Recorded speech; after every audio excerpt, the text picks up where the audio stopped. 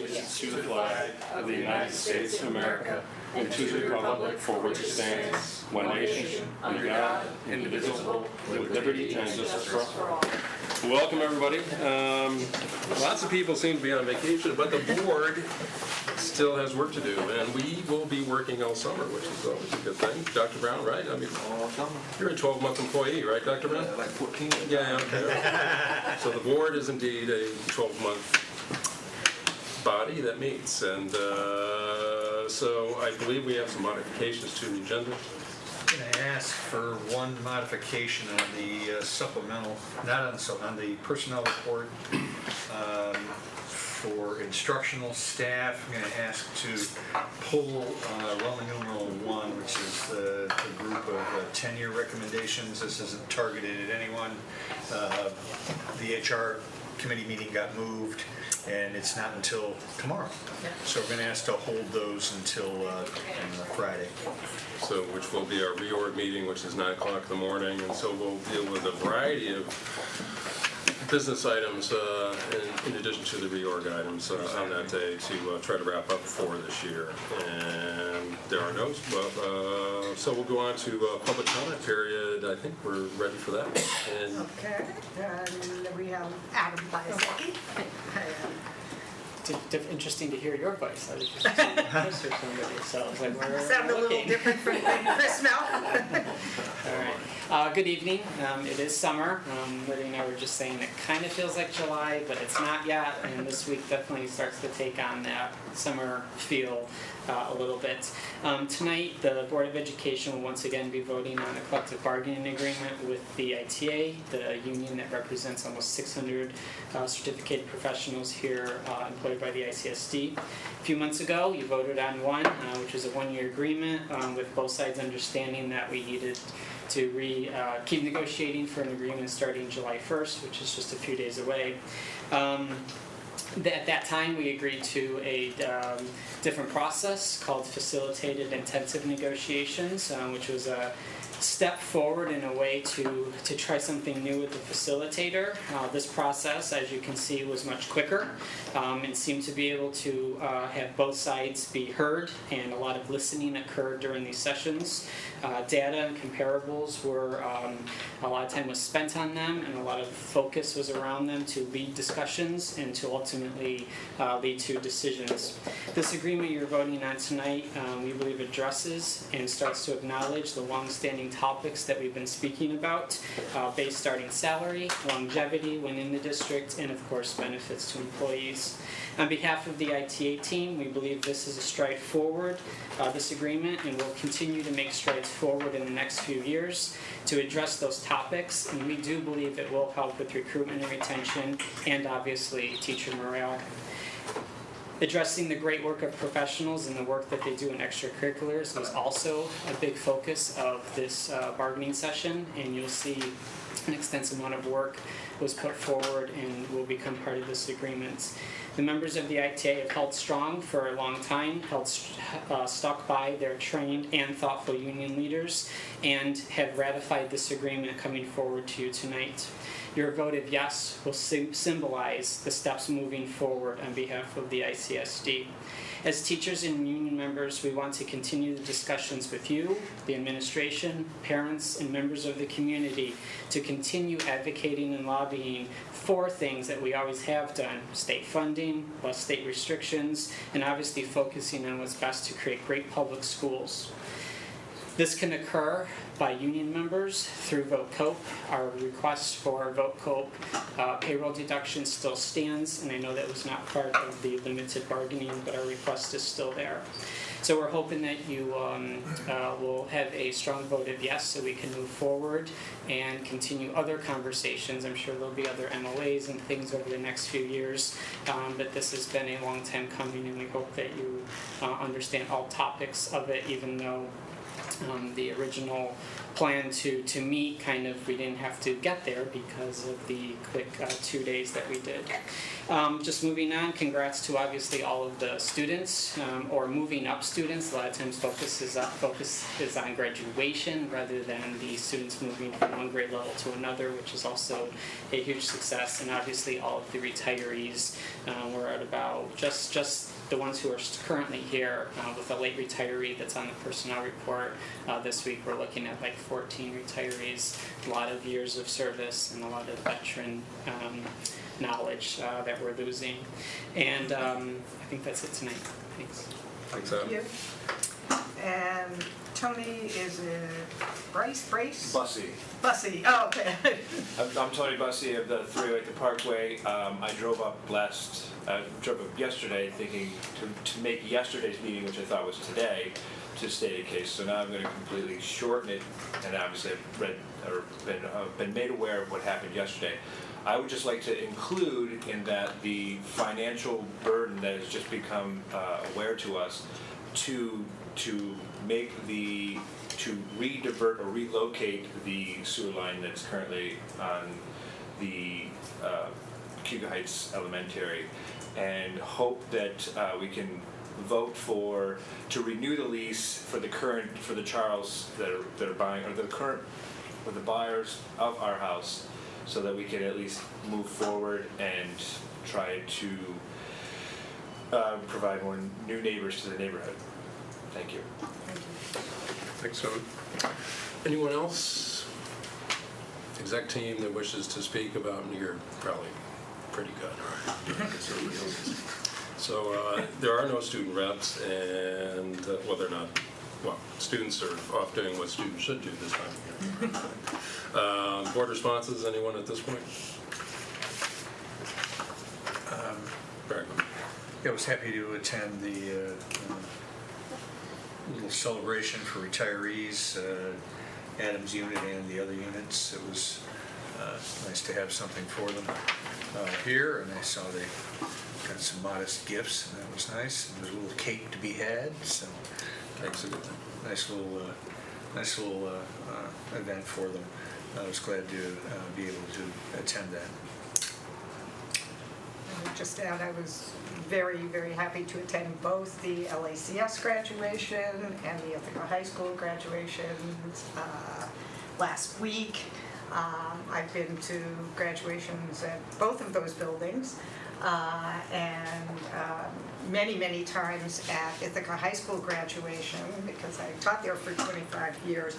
And I would say that, and I hadn't been at an Ithaca High School graduation in 6 years, and it was the best I had ever seen.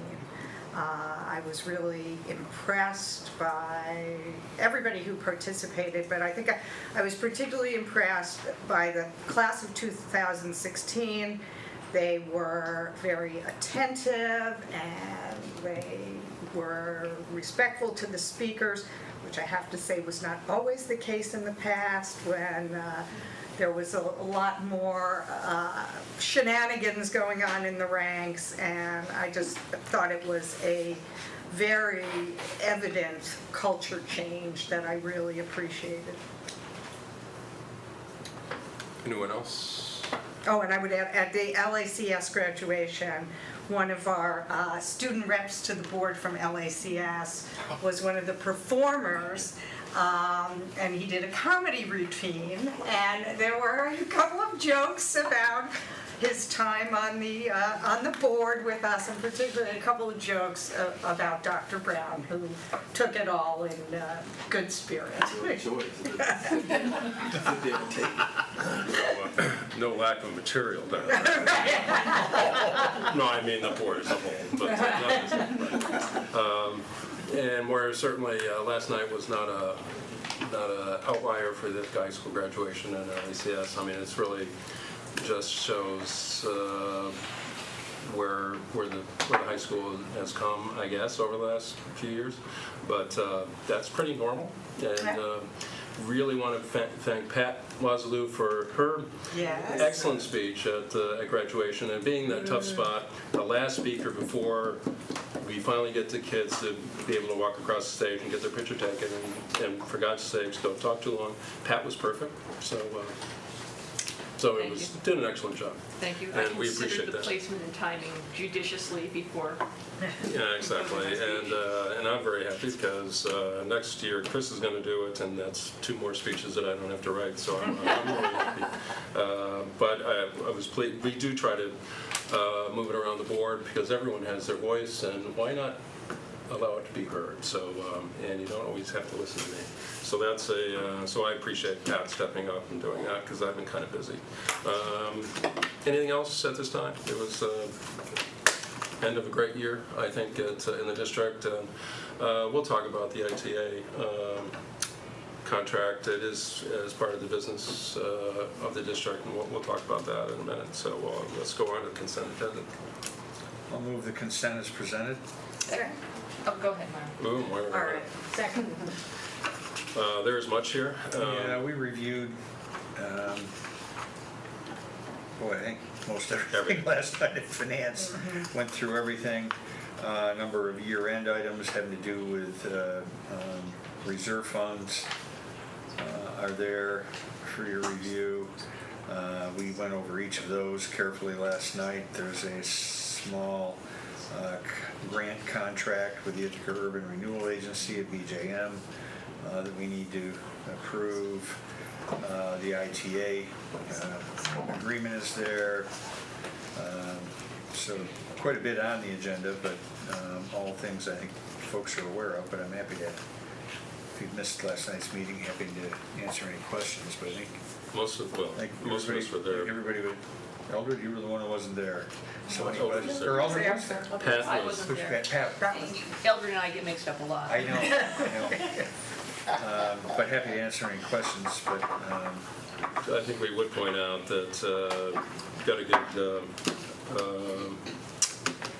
quick overview of our fund balance situation, Pat, and we were able to add back to our savings accounts, and those numbers are in kudos to Amanda and her team exactly. for the work this year, and you'll also see the school lunch financial report. It's only there through April, but her projection for year end is another positive year end. I mean, again, we were one of the very few districts in the region that don't subsidize from the general fund the lunch program. It pays, along with the federal and the state subsidies that come in directly, it takes care of itself. So another good year for Denise Agati and her team. And certainly thanked her yesterday at finance, and really have to thank her again, in public on tape. Wanted to ask last night, I'm not sure whether the state, New York State, is talking to Denise at all and saying, okay, how are you doing this? We see so often that school lunch programs are not doing well, and she certainly has shown that it can be done with the new federal regulations and new hurdles every year, but still being able to provide great food service. And the district is, again, providing breakfast and lunch at 2 spots downtown at South Side and a spot on North Side for any child that is under 18 and under. Breakfast and lunch 5 days a week. Free, Free. no questions. And that is in place, and that is a tremendous help to those who rely on school every day for their for a majority of what could be their meals that they can count on. So that is not going to be interrupted through the summer. So thanks to Denise and her team for Dave Cornell from the high school runs the summer program. Isn't there one other facility? Didn't she mention one of the larger? There are some others that aren't open. Overlook. Yeah, Overlook, but remember that But that's for That's real only for folks who live there. Specific We're communities. referring to the north and the south side ones as ones that anybody Walk in. 18 and under could walk in. It's still important, people should. Well, there's actually a number of other Is sites. it breakfast and lunch for, there are multiple sites. There's where other sites They're enclosed. that are closed populations. Right. Can we get that list so I can put that, so we can Sure. send David, I them think you on can various ask Denise to Facebooks? shoot that to the board. Yep. Yep. All right. It's a handful of other sites, but like Overlook, it's to a closed Right. population. Very good. Thanks, everyone. Anything else? Moved, seconded, all in favor of the consent? That is everyone, and we do have a quorum. We have several that are, Chris is traveling, Sean is traveling, and Nicole is, Yeah. well, called in and could not attend. So we'll, so moved, seconded, and we'll move on. Dr. Brown, I think it's... Thank you, Ms. Anderson, for this opportunity. I'll be brief. Just wanted to say thank you and share appreciation for union leadership, not only the ITA, but the various other units in our organization. As I sit here, this may be the first time in my tenure that we have all contracts settled, which is big, and we're looking forward to a great summer of professional development and moving forward. As Adam mentioned, we've made some great strides forward, and we're going to speak to those in a minute as we outline the highlights from the ITA agreement. But as Bob and I, thank you to our exec team, thanks for the new leadership for their efforts in having all contracts settled for the first time in I think since I've been here, that we got them all settled at one time. All at the same time, probably. Yeah, the first time. So that's Definitely all in the same year. yeah, for sure. And some of this has happened, 2 years of conversations have led to this. So, secondly, while it's summer, it's still a great time to get in shape. I'm going to put David Hannah on the spot because he's hit the ground running in his new role as wellness and athletics director. What I've seen already is while school stopped, school was over last week, the teams are still training, and what's brought even a bigger smile on my face is our staff is now getting into the wellness center even more often. So we have a world-class facility there that I'm seeing being used more and more often. And if you could just quickly speak to the hours of operation for the summer. Sure, we really want to engage the community more, especially our students, staff, and faculty. So there will be expanded hours beginning tomorrow, 9 a.m. to 11 a.m. and then in the afternoon 2 to 7 p.m. So instead of just having a morning shift, it'll be both. So if kids are working, parents can't get rides, now we have the opportunity for both. So that'll be Monday through Thursday, and then Friday from 9 until 2 p.m. The only exception for that is July 4th. And then once the kids come back, as far as varsity JV sports beginning August 15th, then we'll shut that down for a few weeks to allow them to use the space a little bit more. And then we'll try to work on a plan now for expanded hours also during the week. And do they need an ID or anything, or they just walk in? They do. They need some sort of, I think the flyer we put out was some sort of ID that they work for the district or they are a student within the district. That's kind of the rules as far as the summers. Board members? Yeah. I got an Or on ID. behalf of the district, right. So that was a path progressive / level hint to my team and others out there listening. It's always fun to be in there. And our young people that David has seen appreciate seeing us in there helping coach and train with them as well. Yes, sir. David, do you have access to any bus passes for kids who might need I've not looked transportation? into that, but we could definitely, as far I'm as. just, We do have access to those, and I can make those available to you, and we can also do that through our associate principals at the high school. thank you. We'll tweak that out too. So a lot of kids, If he had access to bus passes to give kids who Yeah. don't have other transportation, We have it at my desk or at our office. that'd be great. Yeah, it's good. If I'm a jock out in Enfield, there have been a few in the past, and it would be nice to be able to get that. And, One or two. Bless you. Real Good. jocks would We'll ride make bikes that with us. connection. Thank you. yeah. That's another thing. Thank you, Ms. Hannah. Just wanted to make sure we said that today. Happy to do it. That's all I'm saying. Thanks, Dr. Brown. And let's move on to school district business and keep things moving. And we do have to designate the time and date of the reorganization meeting, which I assume is going to be Friday. Friday. We've announced it as Friday. And Jennifer, we do need to make this official. Board policy. I'll move the board reorganization meeting be scheduled for Friday, July 1st at 9 a.m. Second. here in the boardroom. Second by Eldred. And if policy says we need to vote on this, then Jennifer's going to make sure that we vote on it and that it is legal, and we provide proper notification of such meeting, of said meeting. And who seconded it? All in favor? That's everyone. And we do have the ITA collective bargaining agreement on the agenda. Do you want to, we wish to speak to it more, Bob? Bob, you're not going to have anything to do. Are you going to find other duties if we're not negotiating with anybody? We have to hire people. You can join us during our meetings and monitor our emails. We will still be very busy.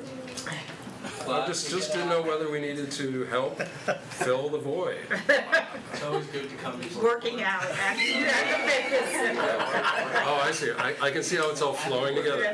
That's why David was up first. And Again, parroting a little bit of what Adam said, I think the teams worked really well together. Quite frankly, the last negotiations we had took a little longer than 2 days to complete, but we had about 40 to 50 items that we settled upon, which I think really laid the groundwork for being able to do a 2-day intensive session. I don't know without the facilitator if we would have been done in 2 days, but nevertheless, we worked well together. And really, I think Amanda deserves a tremendous shout out. She did a lot of the prep work, which is more than just clerical grinding. It's deep, intensive thinking. So, Amanda, thank you very much. One of the best things I think in this contract, other than things that Adam mentioned, which is good teacher morale, recruitment and retention, our baseline salary is now over $40,000 for the first time, which I think the board and everybody, executive team, Dr. Brown wanted, and we were able to get there. But perhaps even more important than that, for the long-term viability of the district, is a commitment for the two groups to work together to educate ourselves and our employees about healthcare. The ITA worked on this particular contract to do some prescription medication changes, which helped fund the salary and get them to where they want. Obviously, the district will want to continue talking about plan options and giving employees options to choose various healthcare plans. So we'll start to work down that road, and I think I'm optimistic. I think Adam won't speak for him, but I think we're more optimistic about entering into those discussions than we were maybe a year ago.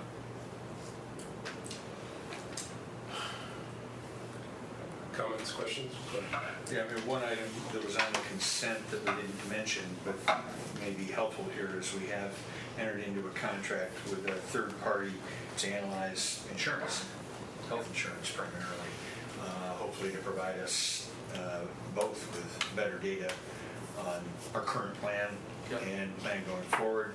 And the ITA asked us to look at something other than the current consortium, and this will allow us to compare the current healthcare consortium to other options. So I want them to know we're being responsive to what they asked for, what they wanted us to look at. We are being responsive and are going to look at other things. And in fact, we entered into a 3-year agreement with this firm, so that we've got some additional information and data for us to work with. Amanda, did I miss anything on that, or? No. Okay, just. Anything else? Well, certainly from the board, I mean, we're very happy not to be in in limbo a bit as we move into the summer, move into next year. It's very positive.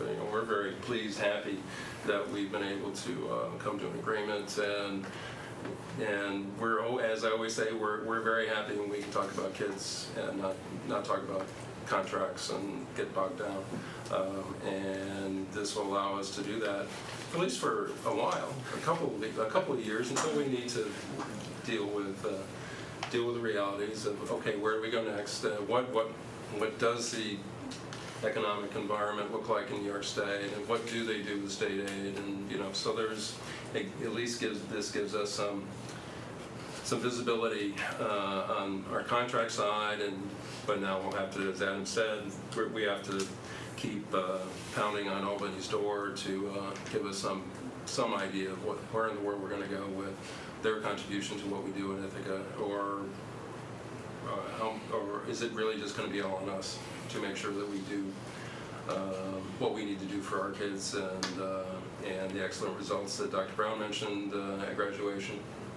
We are achieving results with our outstanding staff and frankly the outstanding students we have of being a very special district, and Albany's going to have to work pretty hard to try to spoil that, so we'll keep fighting. And but again, it's Ithaca High, LACS, the whole district, elementary on up, the great work that we saw at Caroline and other elementary schools, BJM and Enfield and all the schools, they're doing tremendous work throughout the district. It's not just down on Cuga Street, so it's all throughout the district. And yes, teachers, yes, but the other unions that we've come to agreements with, play a key role every day. And it's just, it is really, it's going to be nice, and we will fill the void with other things that we will talk about and concentrate on, and that will be refreshing, and we're going to do that work starting Friday, and then in July, and prepping for September. But we fully expect that we will not have a meeting, hopefully in the middle, like July 12th. We are going to try to meet at the end of July. So this is a public call for, if you need anything done, please tell us by Friday. If we have to have a special meeting, we can get together and do that. Hopefully everyone will take a well-deserved little break. And because the kids do come back in September, whether we're ready for them or not. So take a break, but we'll be meeting, so it'll be fine. But appreciate the hard work by everybody, and I should also say the hard work by some unpaid elected volunteers, the school board members that have met a variety of times in a variety of different ways, and a lot of different committee meetings. Tremendous work done by leaders on the school board, of the committees that they run, and it's really countless amount of hours and input, and just dealing with the day-to-day, but the big picture. And we really like the big picture, but we have to deal with the details all the time too. So I will thank the Board of Education for all your work on behalf of the kids of the district. And we don't have to vote on this because we already did. So thanks, Bob. Thanks, Amanda. And thanks, Adam. And we're going to merge with Montessori again. David Hannon, are we not? Or is somebody else going to speak to that? Yes, I can speak to that. So they approached us. Come on up, David. And you will eventually get Ithaca swag, but I don't mind seeing the Cornell football shirt. I have a lot of that stuff myself, but you're good, David. I might have had some coming from coaching and softball. So no, you're good. You're good. So, so they approached us about 6 weeks ago with the requisite paperwork for us to approve a merger. So in that time, I've done a review of whether it makes sense. They're proposing 3 different sports, 5 different teams. So boys cross country would be 5 boys at the modified level. Girls cross country would be 1 girl. Boys soccer would be 4.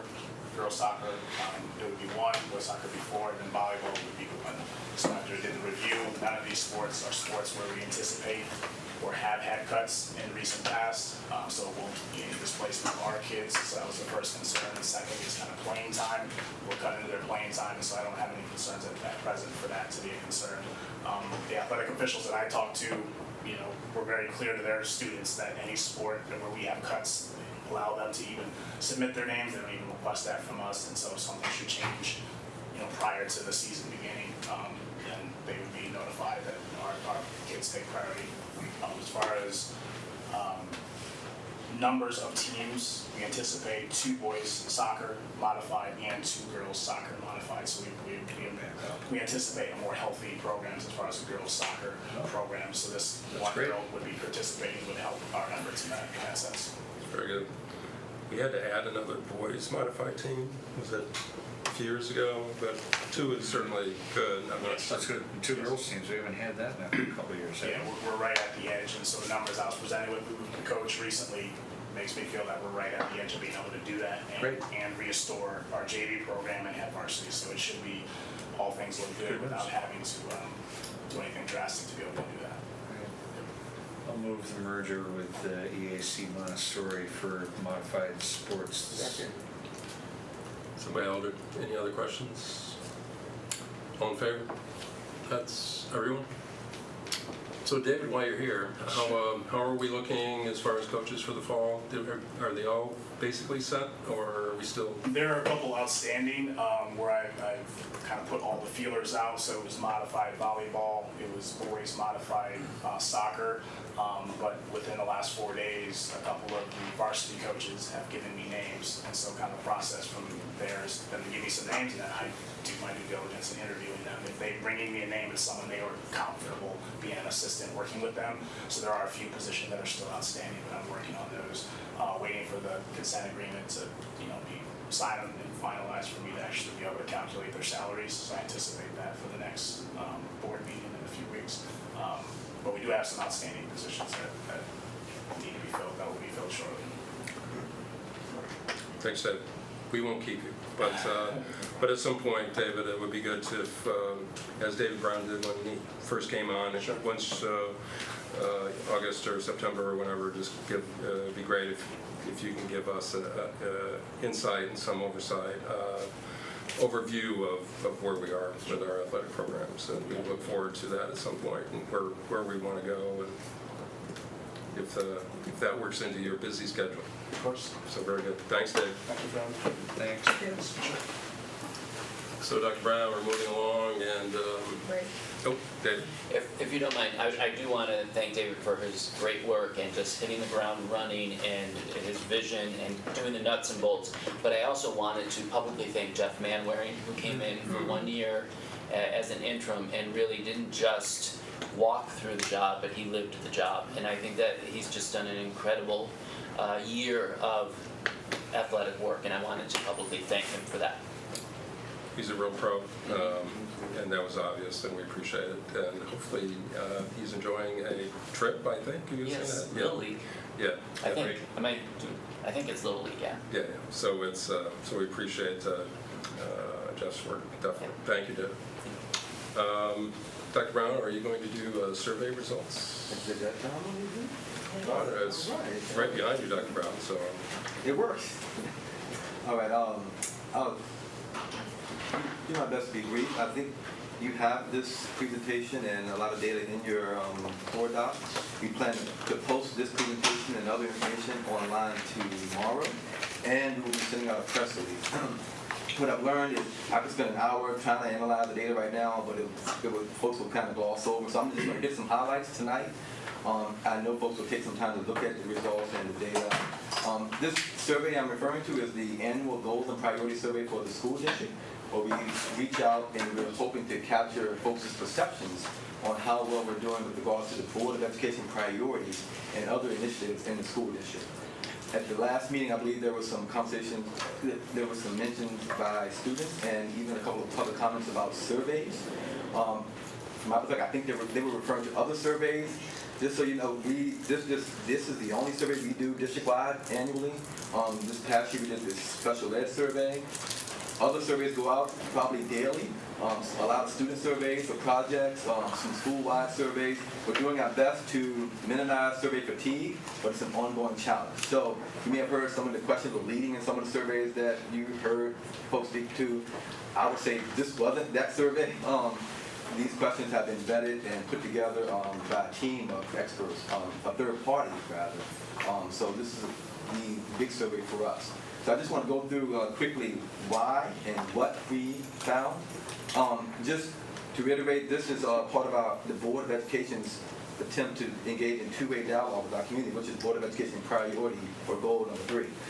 Two-way dialogue is something we really work hard on trying to do and to do well. And here are some examples of some of the things that we do now and have started this year. going back to just the antiquated approaches to dialogue, email and phone. I think I forget sometimes how often folks don't want to talk on the phone or just engage in an email conversation, but we do that. Let's Talk is the portal on our website where folks can go in and leave any suggestion, comment, complaint, and folks will get back to them within a short amount of time, and that's being used more and more often. The Teletown Hall two-way dialogue is something that we're doing here that's rather unique to New York State. And then this two-way dialogue that we hope to encourage using this survey. Here quickly are the themes and the areas that we wish to address each year. We added a theme this year. Again, relationship with teachers, interest in classes, bigger and relevance of the curriculum, events and communication. But this year we added some questions about the impact of our digital learning initiative, the one-to-one and device initiative, and we wanted to gather some student and parent perceptions about how that was going. So we'll get to what folks said with that. So you'll see us being able to show some 3-year trends with a lot of these other things, and we are setting a baseline for the impacts of digital learning. Just some technical notes, because I know we're in a town full of academics and folks who really want to know about specifics and how you did this. We partner with a third-party provider. The exec team, the board, does not have access to the raw data. We do not track who says what and when and how. I know the first year that was a big question out there. In year 2, folks still thought that I was looking to see who was responding and trying to look up their web addresses. We don't do that. We can't do that. We do this using a third-party vendor. We send out emails to all the emails in our system. There's a public link to it as well. We encourage folks to take this over and over again. It was translated in Spanish and Chinese this year. Another key note, these results, it wasn't a random sampling, so these results can't be generalized, but it does provide us some good information as well. So I'll just jump right in, and you can see a bunch of screenshots now. I'll point to some highlights, I'll leave out a lot, but again, call us, send us a Let's Talk submission, tweet at us, or just come see us and we can go through this data to anyone who cares to learn more, we can definitely go through it with you. Students. The number I'm circling now, this was the highest response rate we've had, 600, yes sir. I'm sorry, but if you've got 14% of your 9th graders, 16% of your 10th graders, 13 of your 11 and 50, how do you get 52% of your high school? And since I've got about 1,400 kids in the high school, that'd be 700 responses, and you only had 611.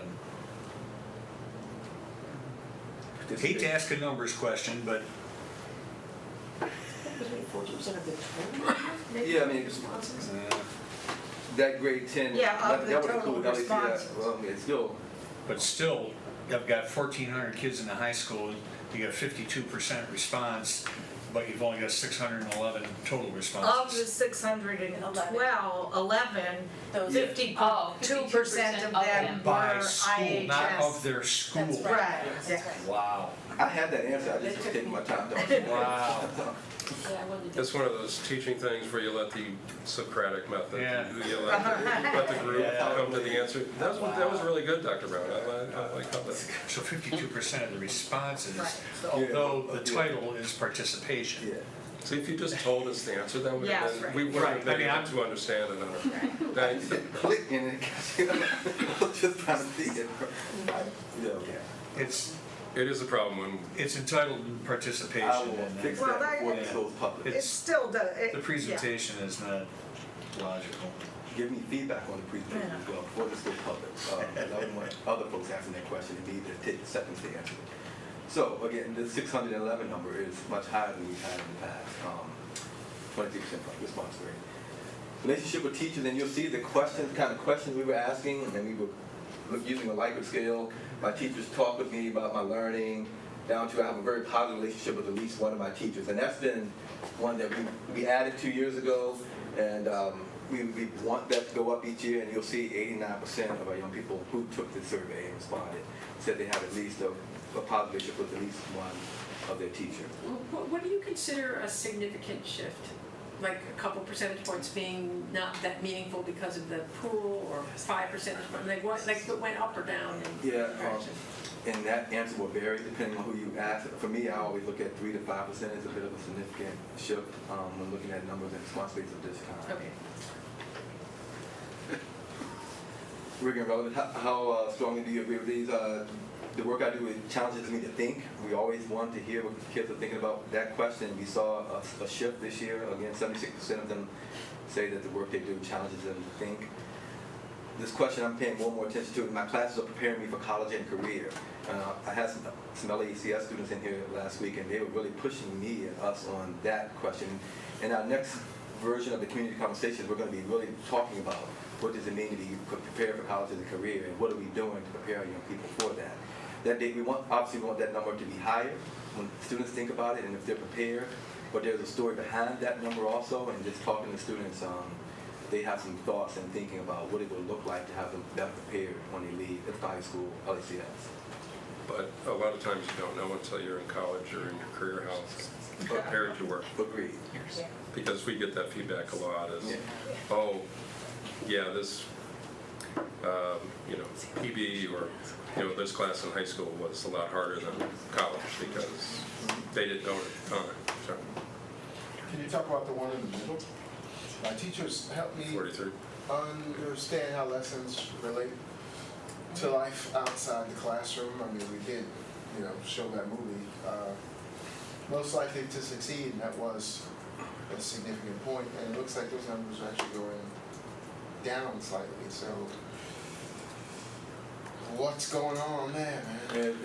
And it really comes to relevance. And I was speaking with the commissioner about this today, and she was saying, I would reiterate, our state and our country has focused so much on language arts and math and getting prepared for tests that we've lost this interdisciplinary approach to making it meaningful and solving real world problems, which is the work that we're doing, particularly at the elementary level, is to address that.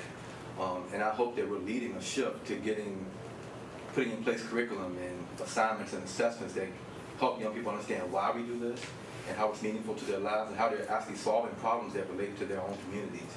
So that's a big one. Yeah, that number is not high. We want it to be higher, but I can see it being lower in a lot of places that aren't even beginning to think about the kind of work we're doing. Yeah. Lydia, would you add anything? Well, I will say, if I remember the first slide first, a majority of the respondents this year were high school. Yeah.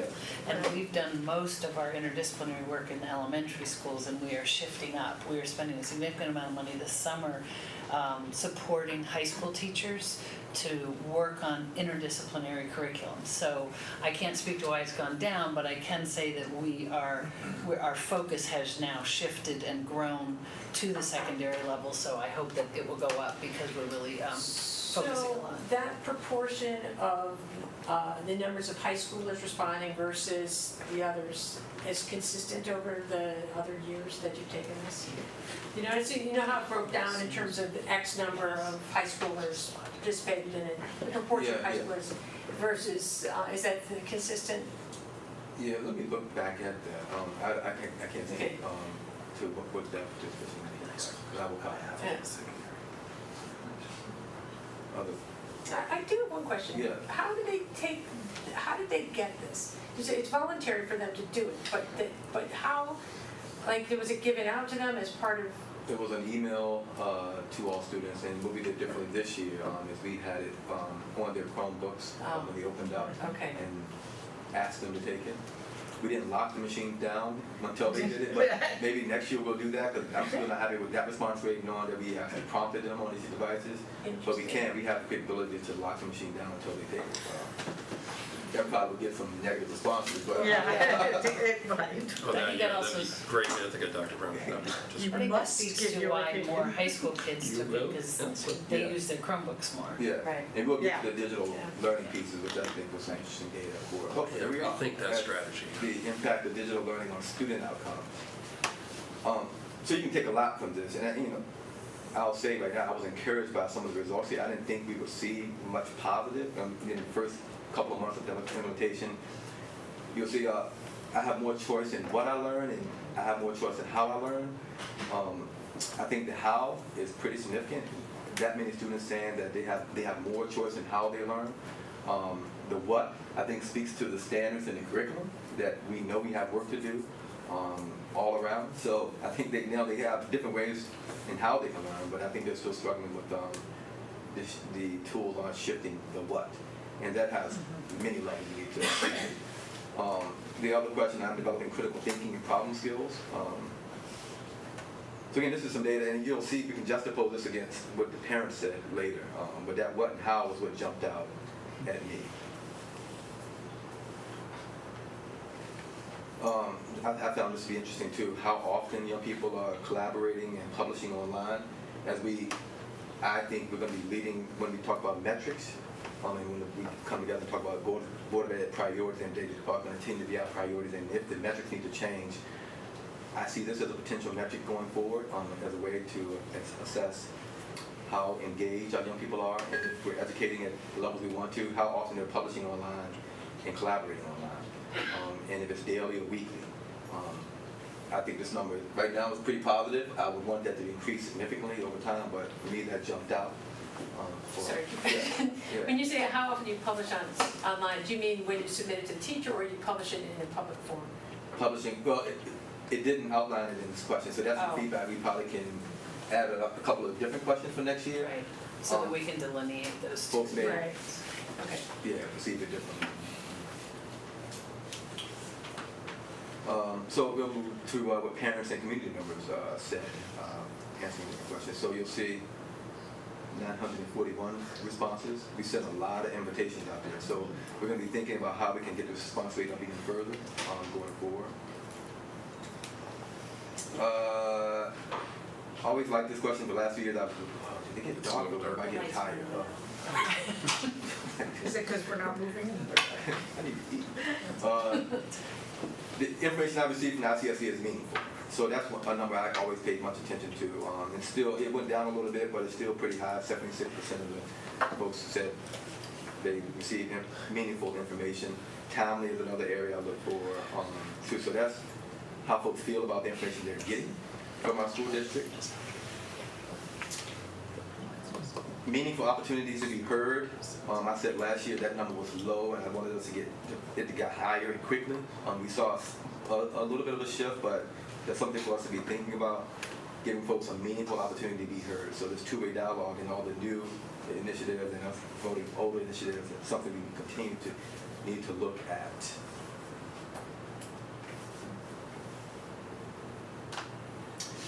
And this is what parents perceived and thought about the impact of the digital learning initiative, or thinking about it. And that first one, I closed my eyes. I was afraid of what we may get from that one. Access to iPads, Chromebook, and digital resources enhances student learning. We use that word enhance purposely to see if folks thought it was making things differently and better. And you'll see 65% agreed or strongly agreed. Now the grade was folks who don't know yet and they're waiting. I was thinking they're waiting to see a year or two. But I was expecting to be far more negative as far as folks thinking that it was enhancing things. But as you see, I was surprised, positively surprised that folks see this as a pretty significant initiative for us. And you'll see the other questions we asked, providing students more choice with their work. 44% saying they agree. Moving at their own pace was something we've heard a lot about. So again, data we can go back and look at and think about. Again, we're using this data to learn from, not judge. Always find these questions fascinating. Where are folks getting information about the school district? And you'll see our school website continues to be one of the main places folks go. It's been one of the reasons why we continue to improve it year after year. I was out in newspaper and television. Well, obviously television, we don't have any television station, but folks aren't going to our newspapers as much as they are to their family and friends and children and our website to get information about the school district. So these meetings really are must-see TV, huh? I just can't believe people don't have something better to do with their time. Amazing. They watch it on the website. Well, hold on there. We got another slide that may check you on that. The usefulness of the information, you'll see folks, staff is the most useful source for information. The listservs, email, the newsletter, website, again, television and newspaper aren't so much. Here's a good one. This to answer your question, Mr. Harris. So how many times have you attended or watched the following events during the past year? Percentage 3 or more times, and you'll see school meetings aren't so high on this list. But parent conferences are high, which is what we would want, and the performances are high. Yeah. Yeah. school events. School events. So yeah, that number of our board meetings, it's crept up. One year was 2%. It's moving in the right direction. We try to make them entertaining. We just saw a leapfrog, and like we got to figure out a way to spice these things up. Anyway, and here's some highlights I pulled from it. Some talking points. 60% of our students said they collaborate more with classmates as a result of the technology tools that are available. 60% of parents and community members said access to technology increases student engagement. 71% of parents and community, what happened? Let's skip past that. That looks weird. That's a technology thing, Dr. Brown, I'm thinking about. Yeah, let me just, those are acting weird there. 75% of students participating would recommend their school to a friend, and that's good to know too. Again, apologize for going through it so quickly, but there's a lot of information there. Just wanted to give you a sense of why we did it, what we're learning from it, and to also say to folks, you can call us, come in and see us, and we can go through any thoughts, questions, reactions to the annual survey. Was it a few years ago that actually, David, we had performances here, right? I mean, that drove certainly. Yes. Right. We can bring that back. We might have to go back to the student performances. Yeah. Right. Which actually that was good. We liked that, but then did we have to get too serious at school board meetings in the interim? I don't know, but it would be nice to showcase again. The teachers have actually asked about it, like when can we bring our children to the board meetings again? So I would love to see that happen starting next year. I see no reason why not.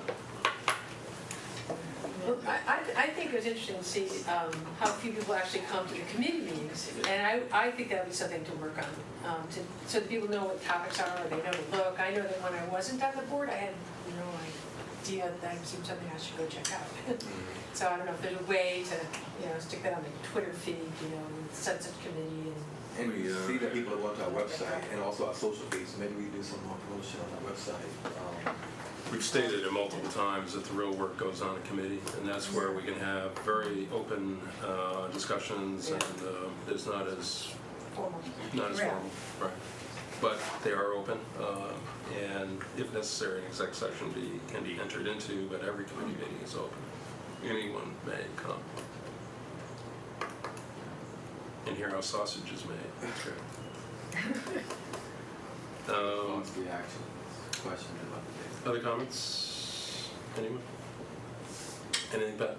Nothing for me tonight, thanks. Okay, all right, so, very good. So we're good? Yeah, and we do use this information again when we're having conversations with teams and leaders about what to do and what to do next. Good, very good.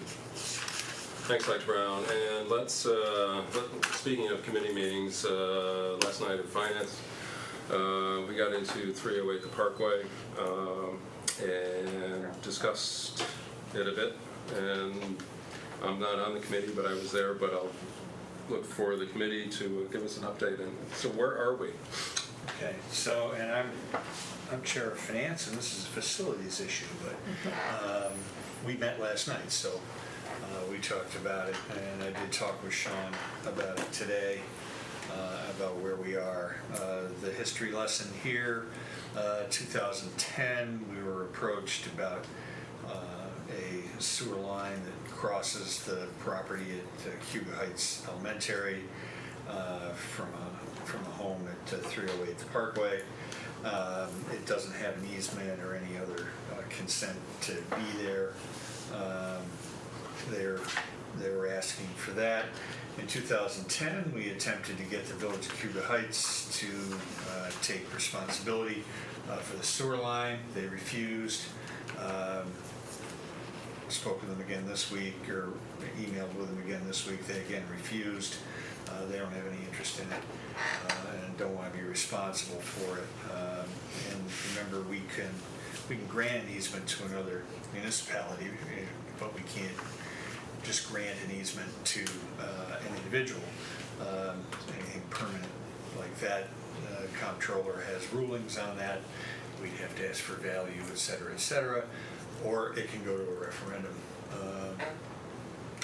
In 2010, the solution was a license agreement. That license agreement was then assigned in 2014, and now we have before us a request to assign it yet again. With this sewer line continuing to be running across the school district property at that point. After a lot of back and forth last evening, what I'm going to propose this evening is that we consent to an assignment to the new purchasers, that the new license agreement not have a termination date to it, that it be a license agreement, but it also not be assignable in the future, is the way to ultimately push for a resolution here, either to connect the sewer line to the property is adjacent to the parkway and has a sewer line in the parkway that they could connect to. Or if the Village of Cuba Heights were to be willing to take it over, or if these folks ask for a referendum. We told them last night that I thought the board would be willing to consent to that, let the voters decide, so they can put it on a referendum in May. We didn't offer to hold a special referendum for this, but it would be, I believe it would be item number 4 on next May's referendum, if they chose to do that.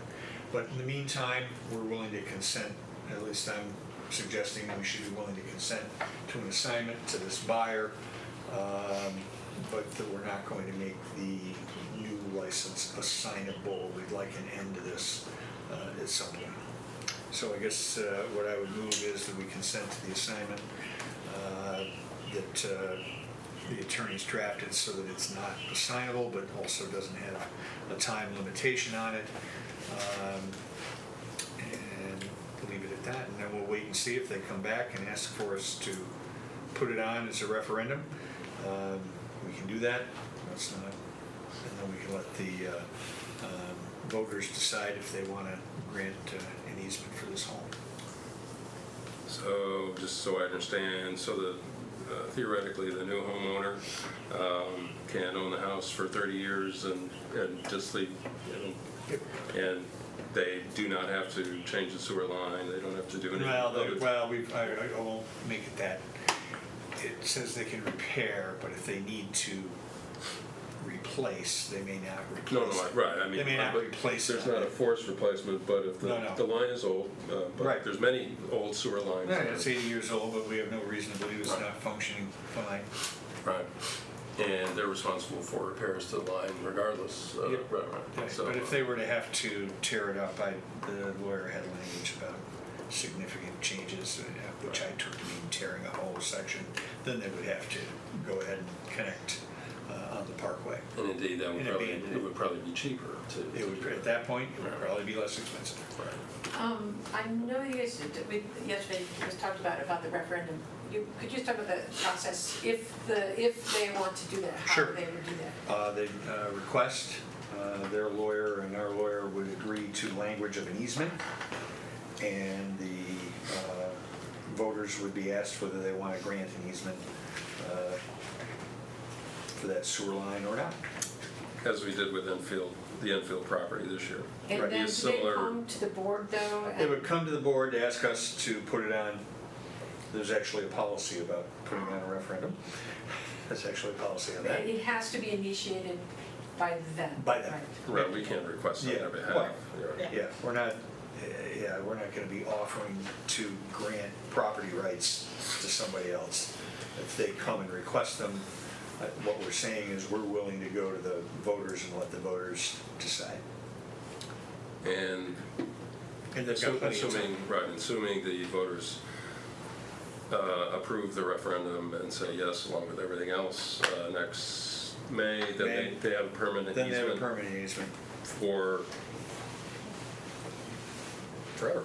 Right, Runs so the I'm land. just getting it out there. Runs So it would the be a land. permanent easement that would go along with the land.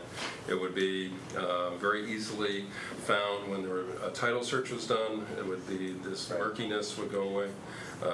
But in the interim, Brad, you're looking at not a timeline, okay, 2 years from now, you have to change to the No. Parkway. We were lucky You're, about that. Yeah. you're walking away from that, and it's just would be a But what permanent. we are saying is we don't want to make the new agreement assignable.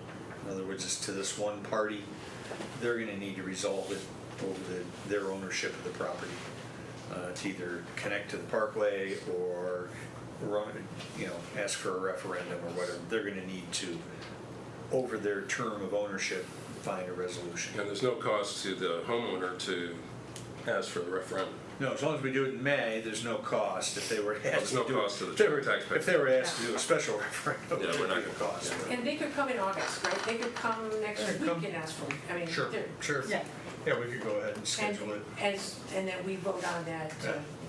What we told them was we're not gonna ask the taxpayers to Exactly, spend yeah. $20,000 to run a vote in September. But the board- It'll be on in May, Right, so the board if they ask. in August or July, and the July meeting can say, We sure. could agree, sure. Well, if we'll put it on the referendum, on the ballot for next. Yeah, so it would be similar to the Enfield Community Center lease. Again, that was granting property rights Right. to somebody for 30 years, and the board's not allowed to do that. We can declare property surplus, but then we'd have to sell it basically at an auction to the highest bidder. So we don't want to head in that direction. 'Cause Yeah, we don't- I don't think that would work for these folks. Right. Any feedback from the potential purchasers about I whether didn't this have is a- I didn't have doable a or chance not? to talk to them today, but I think that's where we left it last night. The communication that I had with them was this would be a positive step in the right direction. That let them, without being there Resolve. probably for an extended period of time to actually allow them to address this and Come to some resolution or, Correct. yeah, but we're not trying to tie their hands to a 1 year or a 2 year. And they didn't want that either. They didn't want to have to go through the same situation like, oh my God, here comes our next year, what are we gonna do? Yeah. Right, exactly. Right. So Yeah. I think they're pleased, they would be pleased to hear this information. Right, and if you gotten any. I'm pleased. If you've gotten any inkling about, this is a year-end type of meeting, but we have other stuff that we try to concentrate on. So, I mean, we have no, I guess speaking for the board, I mean, we have no desire to interfere with property sale. Obviously, there's been a license in place before, but Just trying to protect it the would be rights nice of if, the taxpayer in this property. Right, if we could get to a point where the property owner, you were, but the next property owner, to be protected and not have this up in the air or not have it slip through the cracks in a title search and then find out later, oh, I have to go to Go to a Board of Education.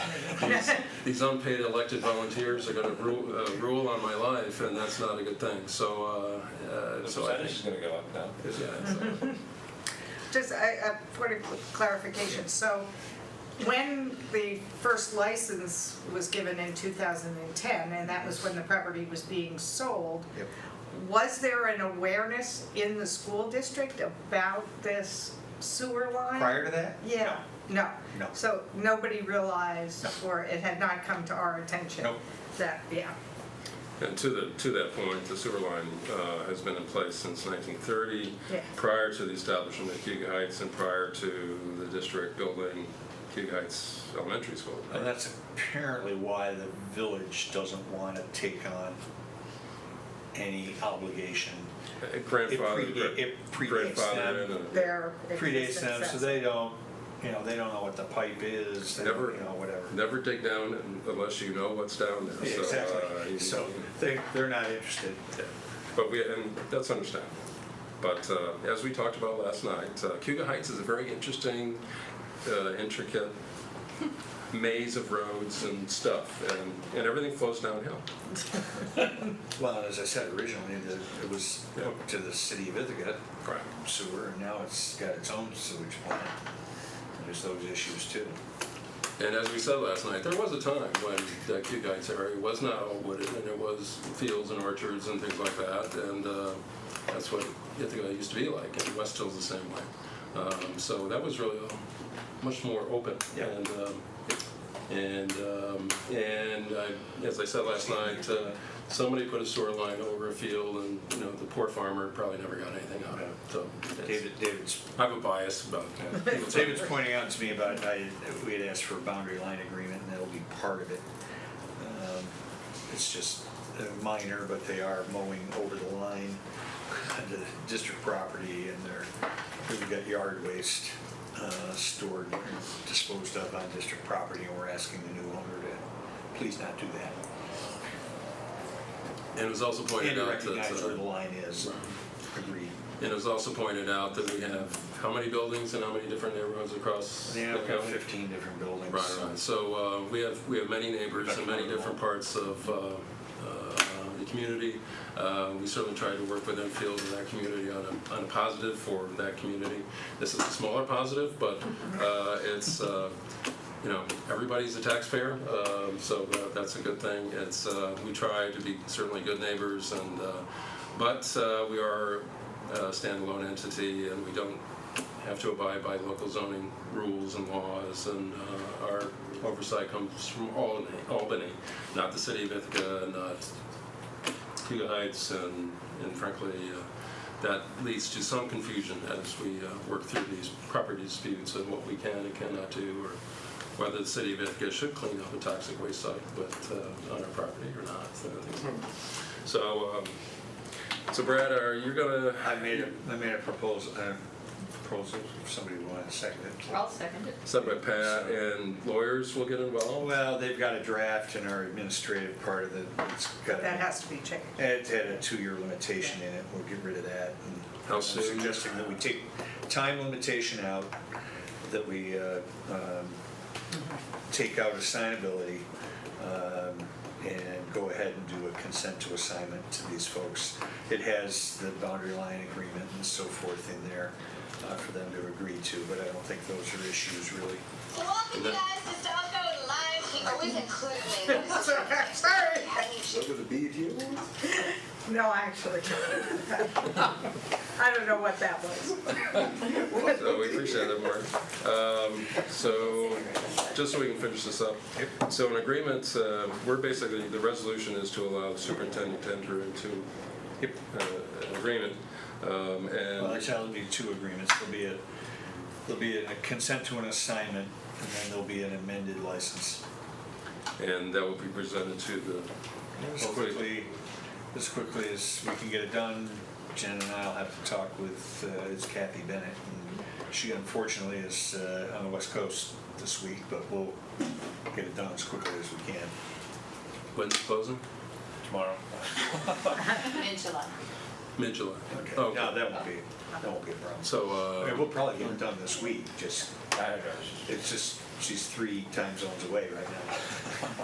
that's all right, they have clocks up there. You know, I understand.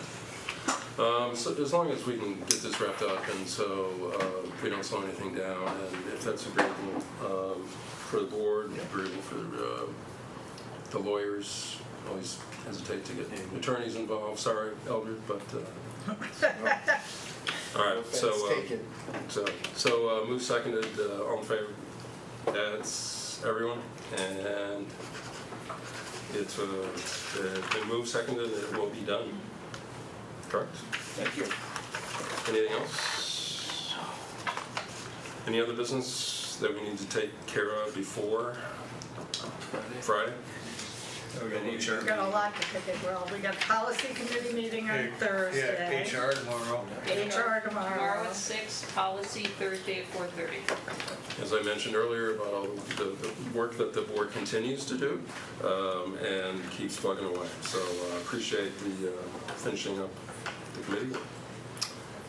And Friday, 9 o'clock, Jennifer's keeping a tally of everything that we're going to add to that agenda. We seem to keep adding to it. So is there anything else we need to do tonight, Jennifer, to prep for?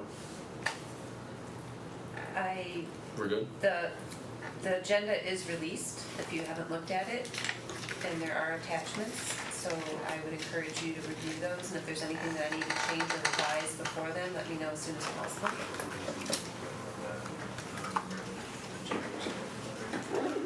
So, There is a consent. so we're good. I'm going to sign one more document, but I can do that because we already voted on it. And anything else? Without objection, we're adjourned. Great. All right. Thank you all. Thanks, Dr. Brown.